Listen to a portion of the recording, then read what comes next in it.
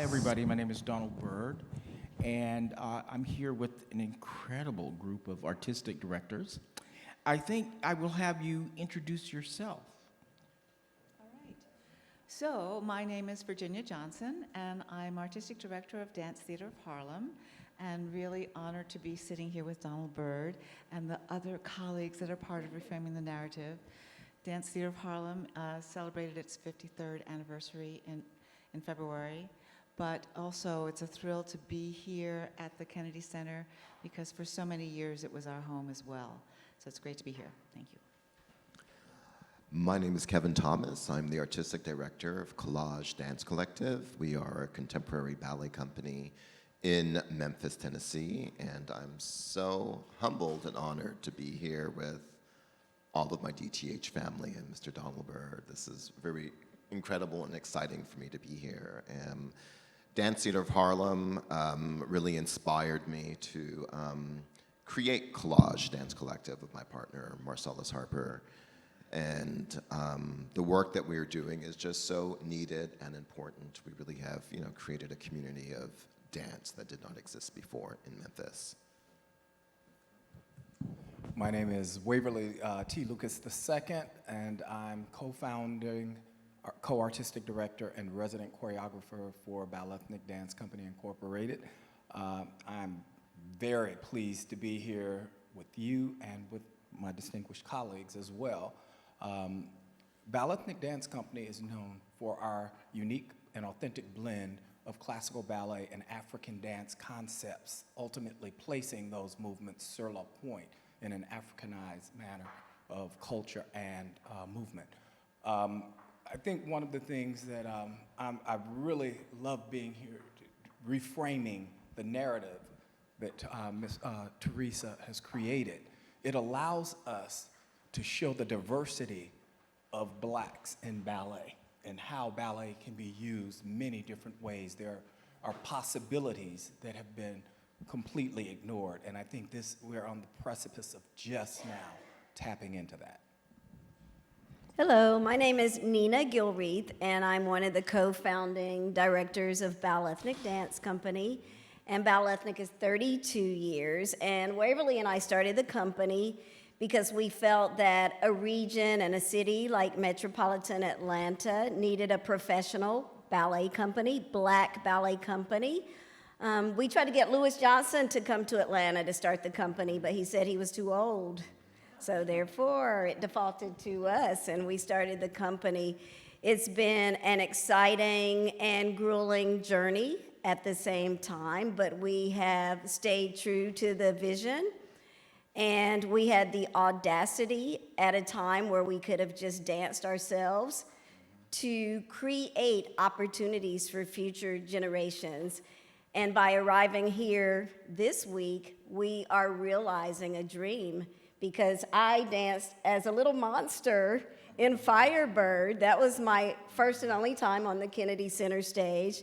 And now, 32 years of hard work, we're bringing our company. I'm bringing my dance daughter, who I started teaching. She's one of the dancers when she was 5 years old, and she's doing all of my parts. So I feel so warm and fuzzy that my life's work can create something great for future generations. Good afternoon. My name is Adam McKnight, and I'm the Associate Artistic Director with Ballethnic Dance Company. I met Nina and Waverly 32 years ago. I'm not a dancer. However, I bring other skills to the company and support them with the school and with their technology and things like that that help us move and advance the company forward.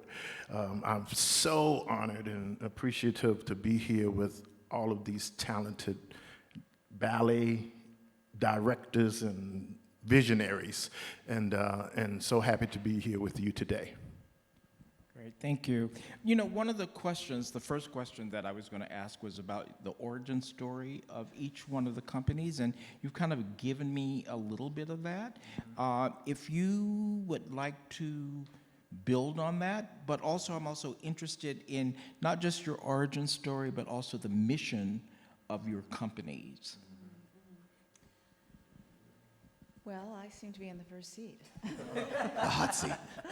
So I think the origin story of Dance Theatre of Harlem really centers around Arthur Mitchell, who was an amazing individual, a very dynamic and forceful visionary person, who was the first African American to have a permanent position in an American ballet company. He was a principal dancer with the New York City Ballet, and he had a very big career.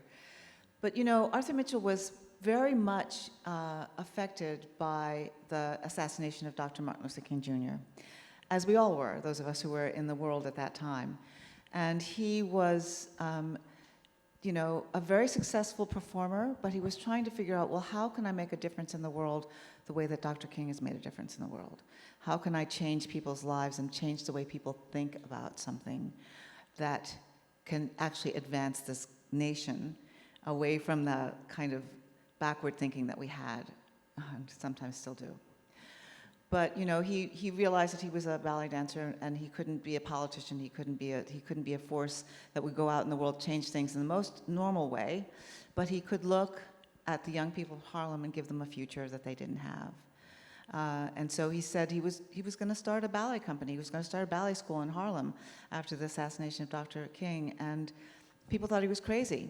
But he knew that the skills, the life skills that you gain through studying a classical art form are things that can transform you, that can give you purpose, that can give you the ability to succeed in the world where you didn't have the tools to do so before. So Dance Theatre of Harlem actually started as a school, and it was very Just very successful. much like Balanchine's, but first at school. But first to Thanks. school, and he would say that. He would say, but first to school. And then he looked around at the young people and he said, well, they need role models. And so the part two of Arthur Mitchell and the idea behind Dance Theatre of Harlem was, well, what should ballet look like?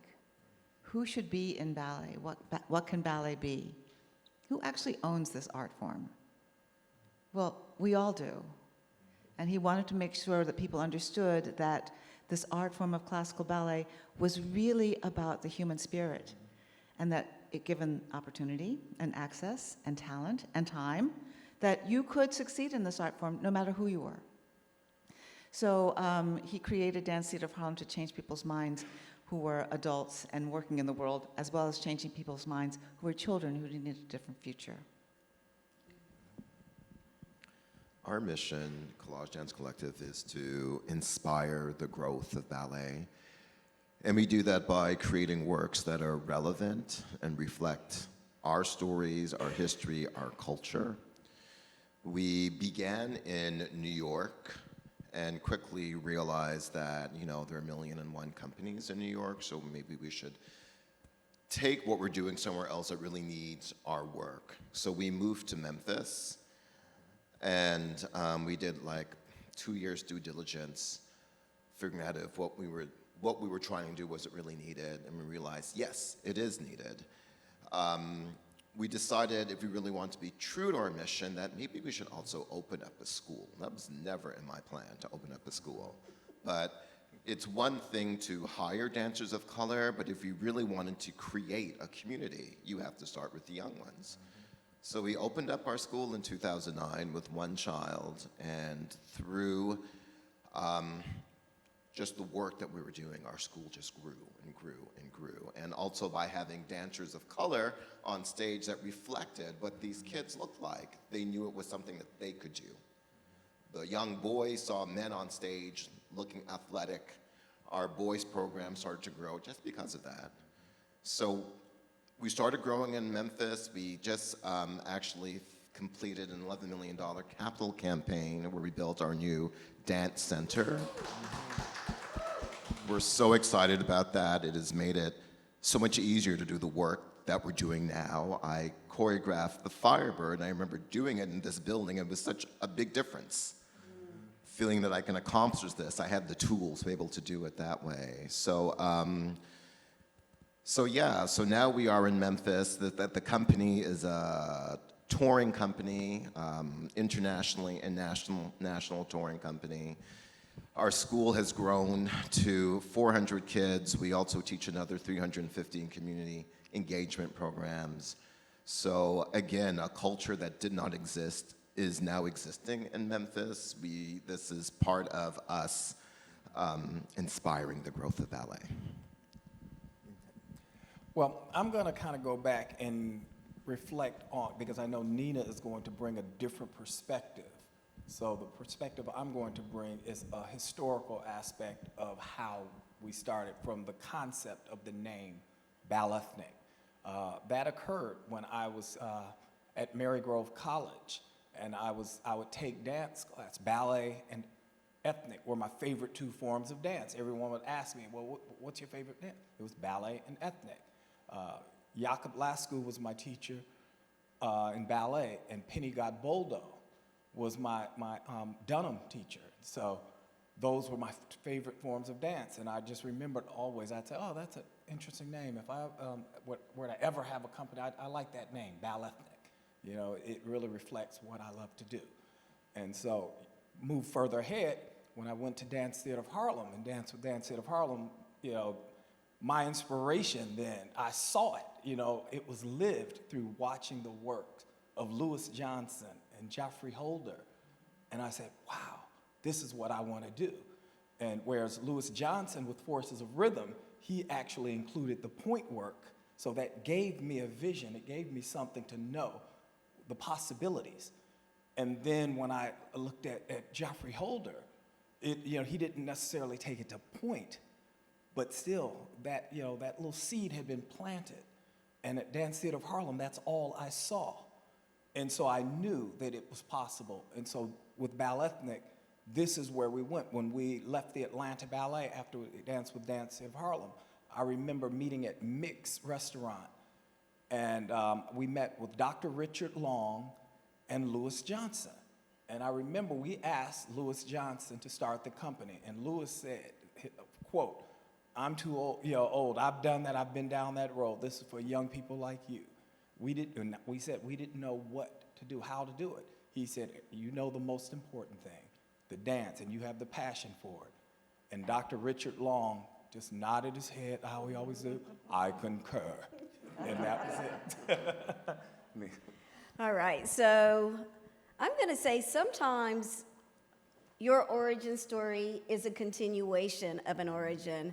I remember back in the 80s when we were at DTH and Ed Bradley did an expose on DTH on 60 Minutes. And the whole premise was, do we still need a black ballet company? Do you remember, Virginia, that whole thing? And I remember being a younger dancer, like how offended I felt and how sad I felt for Mr. Mitchell having to still answer that question. And it just really left a lasting impact because the beauty of what the company was doing and the opportunities that we were receiving, because there was no place like that.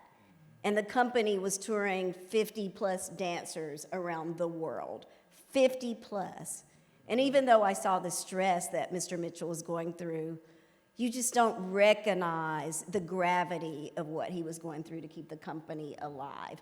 So fast forward, when Waverly and I started the company in 1990, years later, people said to us after leaving the Atlanta Ballet, what's wrong with you guys? Why can't you be satisfied? Why don't you just stay where you are?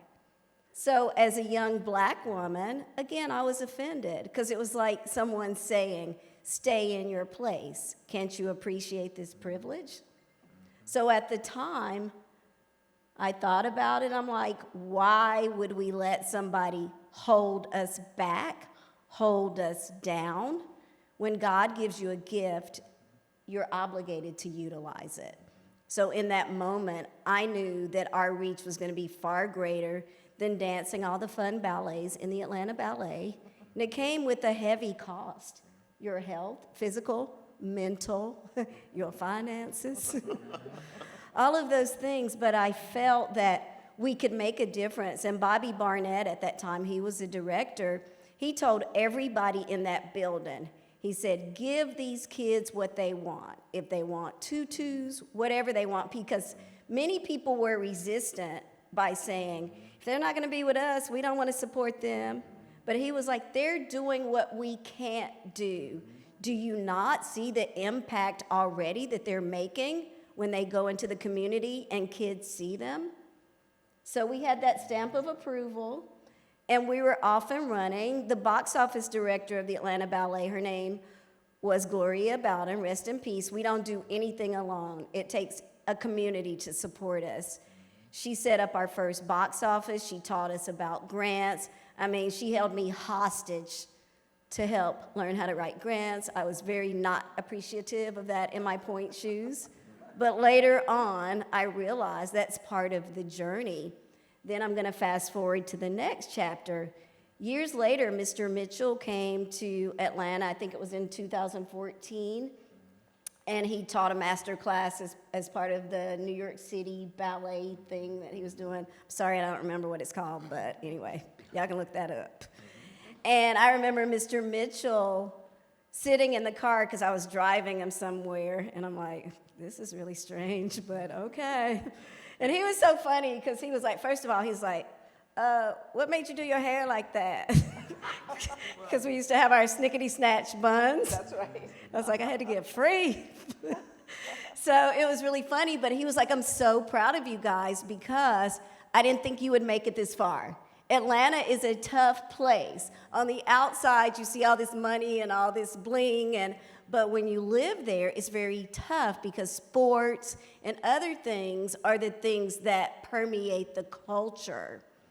And at the time that we came along, everything in its time, we met with people like Jesse Hill from Atlanta Life Insurance and Felker Ward. They were like the millionaires, and they did a lot of great things in Atlanta. But they told us, they're like, we can't help you. We tired. We built the King Center. We built all of these other spaces that are here. And so they were tapped out. And the next generation was not a generation that wanted to pour into the culture like that. So I think Mr. Mitchell giving us that little boost gave me about, 20 more years of like, I'm gonna keep fighting. So that's our origin, or one part of it. Well, just to say how I got into this as a non-dancer, I met Nina and Waverly, and they were the first black ballet dancers I had ever seen in my life. And I was just moving from Tuskegee to Atlanta trying to pursue a career, and we got in a show called Heartstrings. And it was a benefit that we toured the country and raised money for AIDS victims. And after the first leg of the tour, Nina and Waverly left to start the company. Well, fast forward 20 years, and I had toured the world. I've done a whole lot of events. I've done tours with Elton John and different, mega stars, and I've done recordings and things like that. But I come from such a meager background. I was raised in King Street, South Carolina, where there was no such thing as art schools. I had no clue what I would do. All I knew is when I was a little boy that I wanted to be in the arts. The first thing that excited me, I was in 4th grade when the schools integrated, and they took us to see The Sound of Music, of all things. And for me, it's like, whoa, they sing, and that captured me. And from that point, it was always about the passion of what I felt when I sang, and being with them. After getting back with them, we did a piece that we did in the show, and I saw what they were doing with these kids and understanding how education was such an important part of my life. And that's a story as whereas my mom was an educator, so I've always been one to really grasp the importance of having education and understanding how important it is to my success in this country. And they had instilled so much great, you could see the discipline and everything in these kids that I saw on the stage for the first time. So it captured me when I got back to Atlanta. So I said, okay, this is where I can spend my time in the city. So it's all about, for me, seeing the younger generation set up, seeing the younger generation be inspired. So that's the reason why I gravitated to them, and to put my energy, when I'm not singing, I'm with Ballethnic. So I come in a roundabout way, but the importance of what they're doing is important to me, and I have something to contribute, and I just continue to do that. Thank you. So, one of the things that's interesting listening to you, it may not, it's kind of obvious, is that the one name that keeps popping up is Arthur Mitchell's name. And so was wondering, what do you think he would make? He only fairly recently passed away, but what might he think of our current situation in terms of, did he think that it was possible that one day we could be sitting here with 3 black artistic directors of ballet companies? I'm sure he must on some level imagined it, but... Oh, I think there's no doubt about it. I think that he intended to transform this art form, and that it was an art form that was going to be representative of what it could be, what the nations of people in this country, and that he really believes that he was planting a seed. He was actually, I'm sure... He came to Memphis, and yeah, he in 2004 when we started Collage, he helped me. He said, okay, I give you permission to do these ballets. And he also helped me curate, so yes. And he would say to you in the studio when he was working with you and yelling at you and telling you that you had to pass this forward and it was going to be on you to make this happen after him everywhere. So he had the complete vision. He knew that there was going to be a time. Now, 53 years later, I don't know. It shouldn't take so long. But I think his intention was to completely transform what was happening on the ballet stage. Not just who the people were, but what the works were, and the kind of excellence that you needed to have, but speaking so many different expressions of ballet. That was the big vision. And he actually probably said to you, it's your job to do it. Yeah. Because that's what he said to me. I think Mr. Mitchell was one who, his thoughts, he was beyond most people's thought. He didn't, pretty much stay along here. He thought out in orbit. He really had vision, and I think that's one of the things most people don't realize, the incredible amount of vision he had. And so I think to a certain degree, it was frustrating for him that it was taking so long, because he had proven everything there was to prove with Dance Theatre of Harlem. Mm-hmm. It was there. So now he's laid it out for you. So that was like some of the discussions that we would have once I left Dance Theatre of Harlem. And when I talked to him, well, what are you going to do? Are you going to come back here, or what? And I wasn't even sure. I was modeling at the time. I wasn't even considering dancing after I left the Atlanta Ballet. And so his mindset was that things, could be so much bigger. But I think the rest of the world never caught up to him and to his vision. Well, one of the things that's interesting is this idea of vision. How I think of vision is that the vision is beyond your lifetime. Mm-hmm. Your mission of the organization, that's achievable perhaps in your lifetime, but the vision is much further out, mm-hmm. much further out. And so when we speak of Arthur Mitchell as being a visionary, to me, that seems to suggest that he was seeing something beyond his own life, his own lifetime. Mm-hmm. And so I'm wondering, so we can live in the I want to say the presence of his vision, but how do you see yourself? What's the vision that you have, even though you may be building on his legacy? What is it that's specific that you can articulate about your vision? Okay, I'm not going to go first this time. As for Collage, I'm really very interested in, creating more ballets about our own culture. They're not enough, they're the Giselles and the Capellas, but there's more. There are more stories out there that we can use, the classical, I call it ballet vernacular, that language, to talk about us and what we do. Because as an arts institution, we are also kind of like a museum in a way. All of our lives, all of the things that we do are coming through the work that we're doing. Mm-hmm. And it's kind of like housed there. So it's important that we dance about it. Yeah. that the audience sees and learns about our culture. And that's what we're interested in doing at Collage. And that is our vision, is to do that, to create a company big enough that can showcase these kind of works, these kind of stories that haven't been told and need to be told.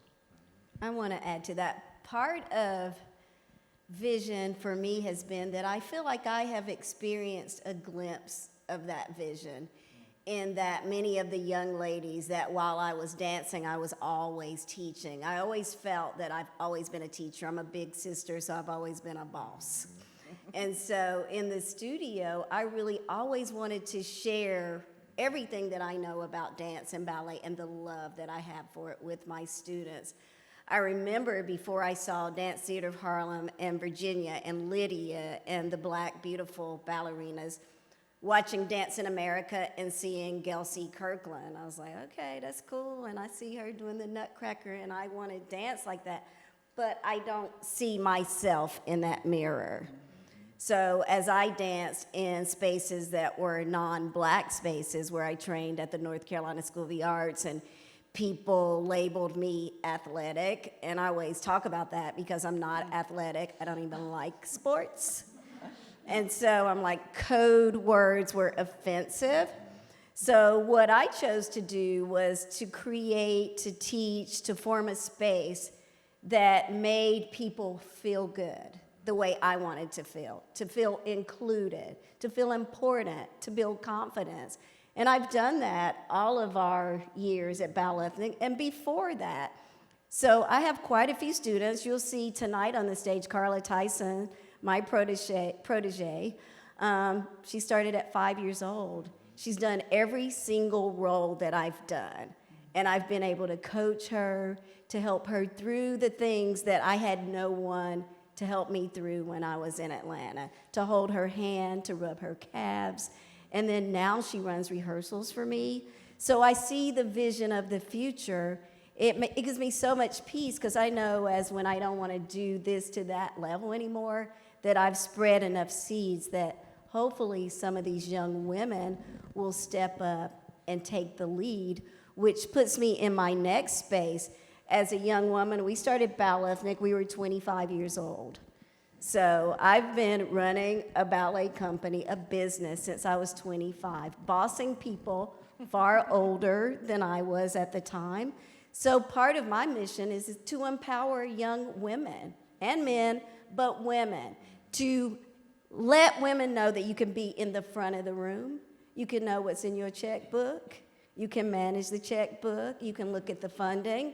We used to go out, and if we got a grant check or performed, people would hand Waverly the check, and I was like, And I would hand it right over like this because that wasn't my interest. And my thing was, like I said, I was into the art. I was into the things that had to make the business run. Often, people look at, how the grounds look, things like that. I had to make sure that part is covered. Certain things. It's not necessarily the glamorous things, but it's the things that are integral to the continuation of an organization, especially like ours, that had to be frugal and had to make sure that that money wrapped around our community several times before it exited. So the vision is no struggle as we move forward. And finally, I feel like in Atlanta, we're making some traction so that we can gather and garner the resources to take our business to the next level. I have a vision of what our budget should look like so that I can sit on a porch and rock in my rocking chair. That's my vision. So, I think when you talk about vision as being something beyond what you're able to do in your lifetime, I want to put the focus back on this art form of ballet. And the vision to me is that we are in an incredibly important moment because we are finally getting our voice in this art form and our multiplicity in this art form strengthened and completely empowered, moving towards empowerment. But this is only a way stop on the ultimate journey because it really is about what can ballet be, what should it be, what can it say, who is it saying it to. This thing is about humanity. Now, the thing that's beautiful about right now is that ballet needs us, has needed us badly for 50 years. Ballet's beginning to wake up and go, oh, wait, I'm not diversifying my art form. My art form actually needs to change. My art form needs to evolve, and it needs to have expressions that I have excluded because of, should I say, lack of knowledge. That's a nicer way to say it. Yes. It's been part of the history of ballet is about exclusion. It's basically a tenet of ballet to be exclusive. No, that's not what ballet really is. Ballet is about humanity, and in that sense, it is inclusive. It is about people being able to recognize their own humanity from what they're seeing in that moment on the stage. And it can be, we are in this phase right now because we have been left out. Let's bring this. But it's going to keep moving, and it's going to keep increasing what is possible to say, bringing everybody together in this art form. When listening to you, so many questions and thoughts kind of run through, and so one of them is around the notion of why ballet. If there are these things that you want to do inside your communities, why ballet? Why is ballet? Why do you believe ballet is a good medium for actually doing that? I blame it on Arthur Mitchell. Like I said, that's who inspired me, because I didn't see myself as that at the time. Coming from Detroit, Michigan, most of, even my family thought that, basically I would be dead or in jail by my 17th birthday, which in sanctity, my speech, that's what came out of that. That's what it was. Because that was at that age, that's the path that I was traveling on. But when I found dance, and it was something that, wow, I'm pretty good at this. I wasn't great. I didn't pick up steps really quick, but I could partner really well. And the partnering aspect of it was, exquisite. And so that was what led me through and allowed me to then see beyond, and as Mr. Mitchell would say, just my color, and allowing that to be an impediment to my success. And what I looked at it as, no, this is what is my badge of honor. I represent Detroit. I represent the grunt, us against the world. And when we went to the Soviet Union, I wore all of my badges proudly, those buttons, Black Power buttons and everything, peace buttons, because this is what it's about. And interestingly enough, everyone can recognize the importance of these symbols, and that's a beautiful thing, because it's not that I'm talking about being exclusive. It's really talking about real inclusivity and real equity, not posturing for equity, So this is what it's about. Mr. Mitchell, he opened my eyes, just as he was opened up by Dr. Martin Luther King and affected that way. I was affected by him being affected. But I just want to kind of push it a little bit more, Virginia, before you respond. Why is ballet an effective tool for change? So, you know what? I love that you're using this word tool, because to me, it is a tool, 100%. It's a system of movement. It's highly codified. It's got standards. It's something that is recognizable. And in that way, it is useful to bring people together to go, oh yeah, I see this is working because I understand what I'm seeing in front of me. So in that sense, it's a tool. But I think for all of us, because we have dance in our bodies, in our souls, in our spirits, we are, there's a resonance, there is a vibration that happens when you are engaged in ballet that is, for me, the most sublime happiness. Now, that's personally, that's why I'm in love with it, and that's why I want to make sure everybody gets to have it in their life, because there's that thing that I can access through this art form. And I'm also going, well, what is it about ballet? Because I don't know what it is. I mean, I said it's a system, I know I can use it as a tool, and that's an intellectual thing. But the feeling that ballet gives to me and to other people, to audience members who watch it, I think is a universal. But I also think, like for me personally, what ballet did was it gave me confidence. As a young child, I wasn't doing very well in school, and when I started dancing, all of a sudden my grades started changing. I went from a D child to an A+ student. Everything just started changing for me.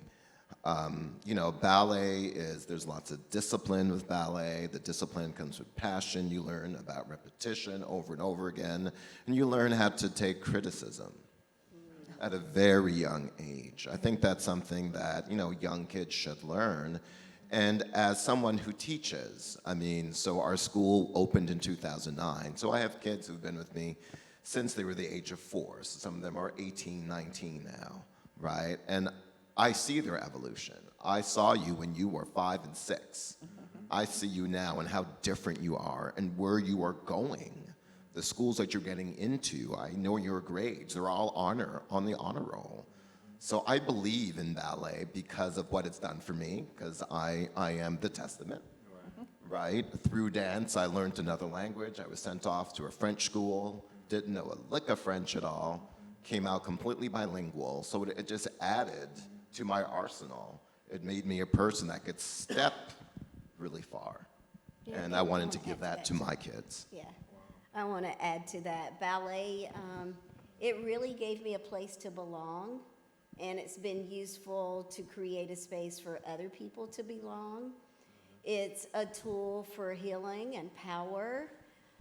It's a place where we created a broad community and a safe haven. Community is a big one, community. Community's huge, and our kids, like our family, like you, we weren't from Atlanta, but we have like this huge family there now, and through life, our people having children, through people losing people and death. We had a parent pass away in our parking lot from a heart attack, and everybody just came together to lift up this family. So we've had so many things happen, and everybody just being a part of this ballet community, we've just supported each other along the way through all the ordeals of life.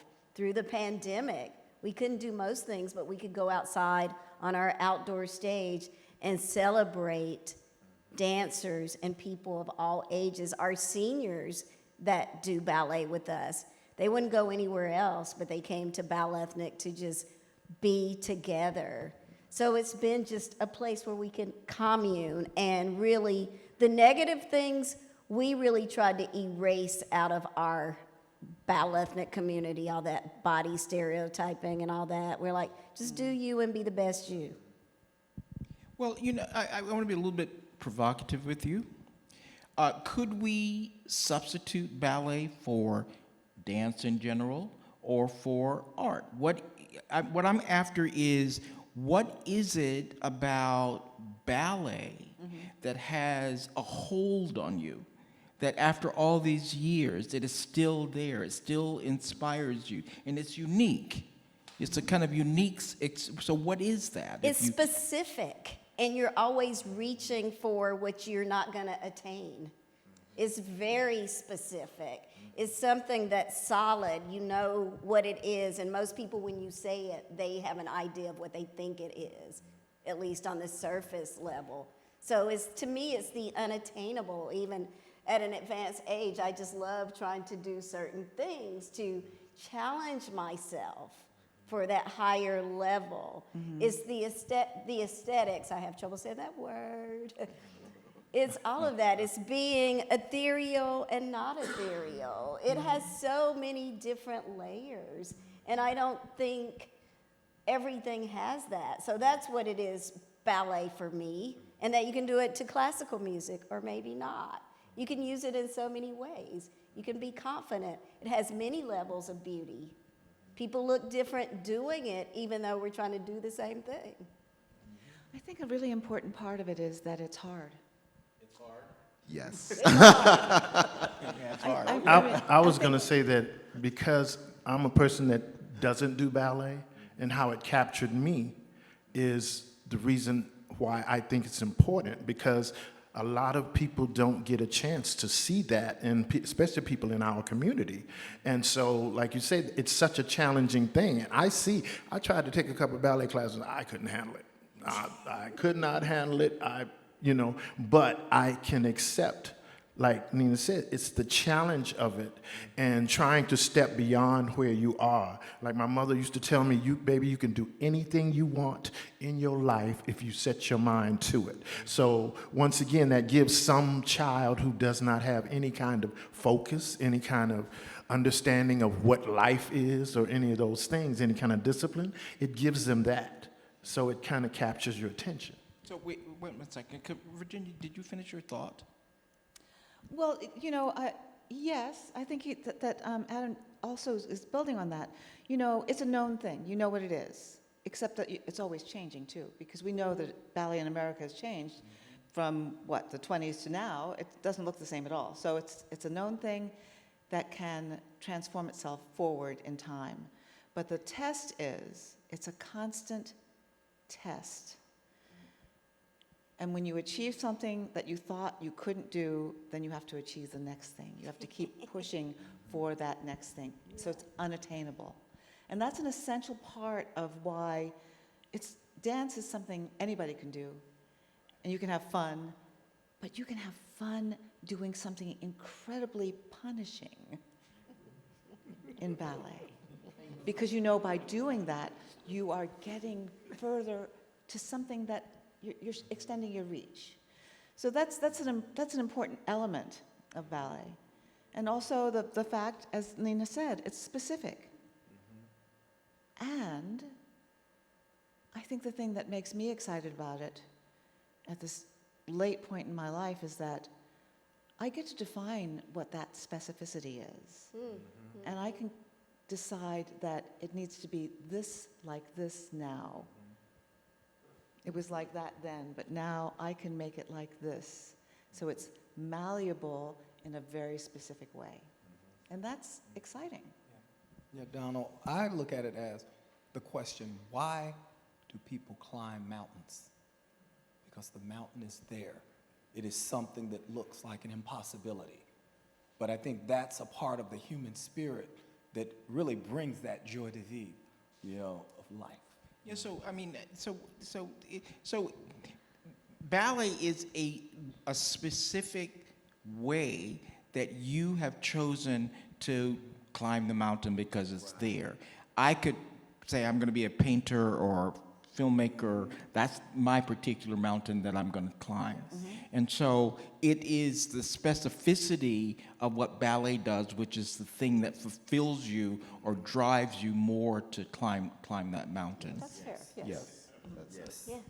And it's humbling. It's humbling. Like you can one day be like fiercely on your leg and turning and leg up, and the next day you could look like a total amateur. Yes. So it keeps you very humble, and you really have to be very vulnerable and submit yourself to the process, I think, to be a great ballet dancer. That reminds me of something that Teresa Stratas, who's I think she's still alive, a kind of great opera singer, and I once asked her, I was having a conversation with her because we were working on production together, and she said, she was talking about why opera singers tend to be divas, like a lot of attitude. And she goes, the reality is that each day when we open our mouths, we don't know what's going to come out. Like you never know what's going to be, because your voice Changes. is like that. That's So scary. I think we want to open it up, yes? Somebody's eager, yes. I have a question. To me, the elephant in the room is funding. How do you get funding? Funding. You see the large companies, ABT, New York City Ballet, all of these companies that have got massive funding, and they come to the Kennedy Center. Now, Dance Theatre of Harlem used to do that as well. And then after our group died, the company kind of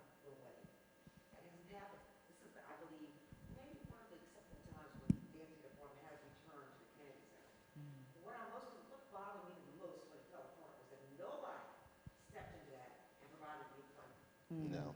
How do you get funding now? I'm really fascinated by the fact that you got $11 million. We all are. You did that. Yeah. Fabulous, and it should be utilized, whatever method you have should be utilized by all. Other thing that I'm always interested in is why is it that Alabama got all this money and a building and so forth, and all this renown, it's always at the Kennedy Center every year, and the same thing has not happened to classical ballet, like you Dance Theatre of Harlem. It just doesn't happen. And not only that, but students who are interested in classical ballet are always being pushed to Yes. Alvin Ailey. Not that there's anything wrong with Alvin Ailey, it's fabulous. But if you want to be a classical ballet dancer, that's not the place for you. Right, right. And I'm just concerned about the lack of money and how you get that money going so that you can indeed recreate what you had in the past with Dance Theatre of Harlem and to move on. I've noticed also this is the first time some of the companies coming to the Kennedy Center is that they've had some ballet black dancers. Now, I can tell you 5 years ago, we used to sit in that theater, you never saw one black from New York City Ballet or ABT. You didn't see one. They were here last week. I counted 2 women. In fact, my husband stopped coming because he said, I'm tired of always coming. He said, only white dancers. So, and I think it's a problem of funding. I don't know how Alvin got all that money. One of the things about Alvin Ailey, we kind of think of Alvin Ailey where it is right now. That company was on the verge of bankruptcy many, many times. What made it, what happened? But you know what? Something that should be imitated for classical ballet. Let Kevin tell the story because it's a very powerful model that he's got. Well, what we did in Memphis, basically it is, a story of having the community support the work that we were doing. Once they started seeing the school, seeing the professional dancers excel, seeing our students go off and get scholarships to School of American Ballet and, all those prestigious schools, they started, changing their minds of what ballet is and what it isn't. So, of course, when we first got to Memphis, we were knocking on doors, they were slamming in our face. But after they saw the work and the product, and of course, just having people speak on our behalf, we started knocking back on those doors, and they started opening. Drive-by, knocking on doors, handing out presents, getting people to know who we really are. I see a lot of corporate funding and backing Yes. out now that I don't see. But I think that something's really important, so when you created your company and you started to make Memphis the home for your organization, you had an idea around building community Yes, and tapping into a community that was untapped exactly. so that you were able to build yourself to a certain level until you got the attention of another level of donor. Exactly. So keep going with that. So exactly as Virginia is saying, so we got attention from other, funders. Because first we had to, work with, people that usually are not giving money. Our community, they're not used to funding. We got them to give money. Foundation saw that. They saw that we got a community that normally does not give money, start giving money. So then they were like, okay, so they are doing something. So again, it's, yes, when the foundation finds out that the work is happening, they start hearing, then another foundation will start, then another foundation will start, and that's how it is happening for us. It's slow, but it's starting. And then definitely being here at the Kennedy Center on this national stage will be another, platform for us all. I really do. I was absolutely thrilled when I found out you all were coming to the Kennedy Center. I got my tickets. I was really thrilled because I have not seen Dance Theatre of Harlem for a long time, nor are a lot of these other black companies. It's always the way. Well, I want to add like a flip side to this story. So this is not, it's not a happy story, but when Waverly, I think we were probably in our year 15, and we had a funder come to us and say to us, we want to fund you getting a new building. And we were like so excited. We set up the meeting, and the person's to not be named. So we go and we take our board president, and the caveat was that I can get you this great building that will shame the other entities in town, but you cannot be the head of your company.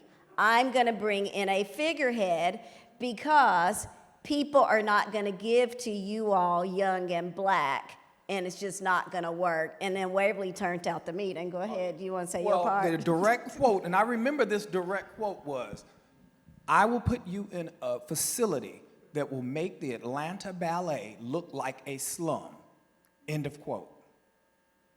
And we didn't take the offer. We And- said right. what we would be sellouts if we What did I not. saw was, Yeah. I told Nina, and I told this particular funder as well, well, you know, maybe our mission is not to become at that level, if this is what it's about. Because the minute we do that, then these young black kids, they don't see us as being able to take something, the so-called American dream, lift it up from your bootstraps and carry yourself forward, you know, and to be able to have to rely on your ability, you know, that if our young kids don't see that, when they see us in the grocery store, they say, oh, I know them there, that's something powerful. And that's what I wanted to, you know, to make sure that we had. And I told Nina, if we never get any further than we are, I'm fine with it because we've done it. It's starting to turn a little bit now, like we're getting a couple of foundations that have seen our endurance. So the tide is turning, but it's been long and it's been arduous because we refuse to just give in to being replaced by another model. But it is unfair. You're right. It is unfair. We should get funding at a level that, you know, that we are not getting. I was part of the company when it folded in 2005. I was 39 years old, and I was extremely heartbroken. Nobody picked me up. No. Right. So, Now, one of them was picked up by any of the other big companies. I remember what happened to Alicia Grant. she went to Ailey. No, Absolutely. she went to City Ballet In the first, and right. then you went And to I would like ABT, to say and that- both of them said no. I mean, is this really about that? Are there other thoughts or questions that people have? I don't want to live in actually something that we already know. Right. We already know that. Yeah. So the shift is happening, but we had to empower ourselves and be a part of the shift. And for us, it's been grassroots, and the positivity of that is we did it dollar by dollar. And we have tons of community people that have supported us. We used to be almost all earned income, and now that's changing. So we've been able to survive. So we hope that our story will empower the next generation or the people that want to start a company, because we have a lot of things to share with them. You have to stand the test of time, had to prove that, you know, you're good enough all the time and time again. And then now it's happening. We're here together. I'm hoping that here together will help us to create another model that goes forward. Collaboration. That we can collaborate. Exactly. That's what I see. And help one because another. I'm always one who's focusing on doing for self. You know, because if you do for self, people will jump on board and help you because they want to be a part of that successful venture. And I think with Nina, what we did was we made sure that we invested in real estate.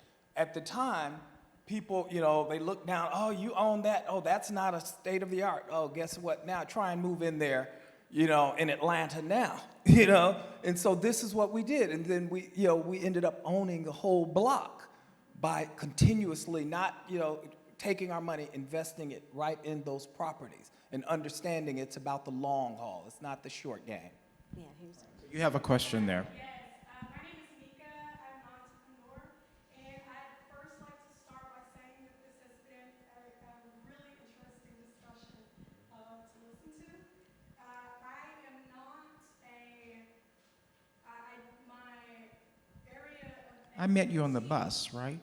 yes. Yes. It was amazing to meet you and have a chat with you, and I'm hoping I can have some additional discussions. I love art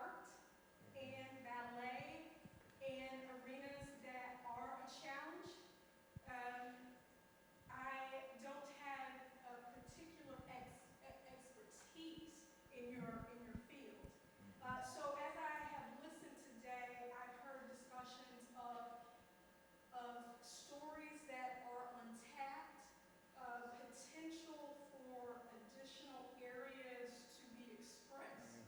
Can you explain to the ears of individuals who don't have your level of expertise, but who are interested, very interested in being involved? Could you help us to understand the complexities of moving into an arena to tell stories that you feel need to be told to make a difference, to move the United States, to move the world as Dr. King did? How can you explain that to individuals who don't have your level of expertise of the complexities of that? Ooh, that's a hard one. Ooh. For me, I think it's just access.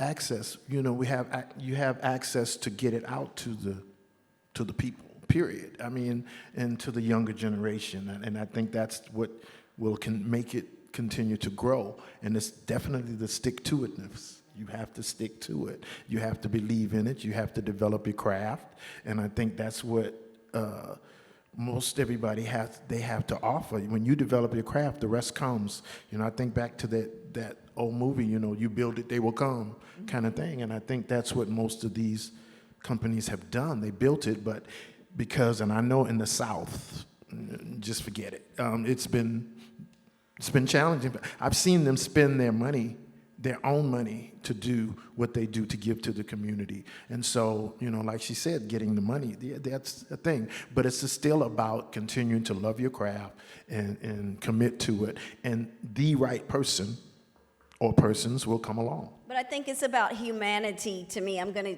go back to what Virginia said. I think the complexity is centered in the simplicity. Engage people, be true, authentic. Everybody's not going to want to come to a ballet that they don't understand. We started Urban Nutcracker in '89. And what we saw from dancing in other nutcrackers is that a lot of our black friends didn't want to come to the ballet because they felt like they didn't know what was going on and they felt ignorant. So we put a big mama storyteller to tell the story, and then we made all the characters culturally relevant. We became the brown sugar, which is the sweetest sugar of them all. And the costumes became hues of browns and chocolates and caramel. And then people were hugely interested, and that way we started to talk about what people know, standards of beauty. We're black and we're beautiful. We do this in this way. So we invited people in. From there, with the drum, people love the beat of the drum. That's your heartbeat. So we started the leopard tail, which utilizes the drum. And people go, oh, I like that kind of ballet because it's got a beat. So we had to consistently think about ways to engage people socially, like going to parties, but just adding ballet at a party and ballet with the drums. And then we would start to talk about, these are our needs. So we had some parents who were just great, friendly people who were like, okay, you are gonna be the front of house person. You can sew, you're gonna do this. So like Mr. Mitchell would do, we voluntold people what to do, and we made conversions just like church. We take you all the way through. The adult class people, okay, you're not the best dancer, you're cute, you're looking good. You might have a little part on the stage, but what I really need you to do is go out and sell 25 tickets. So it's like thinking categorically of all the things that we need to support ourselves. There are some amazing cooks. You can do our reception, the small ones where we don't need to do all that legal stuff. So it was just really simplifying it by including people when they had a skill. We had one parent who was an educator. That woman could quiz people and find out everybody's lineage, and she would come back with a list. They can do this, and they da-da-da-da. And then I would just go out and say, hey, I heard you're really great at such and such. Let me talk to you. So that way was hugely successful for us. And then just getting out beyond the art, because sometimes we're so in the studio that people don't get to share the magic that we have. So for me, it's like peeling myself out of the space and going and meeting people. And sometimes that's hard, you know? So I think that's about all we have time for. We want people to pick up their tickets for the performance. Yeah. And so we're going to give you time to go do that. Thank you all for showing up. Thank you. Thank you. And thank you, panelists.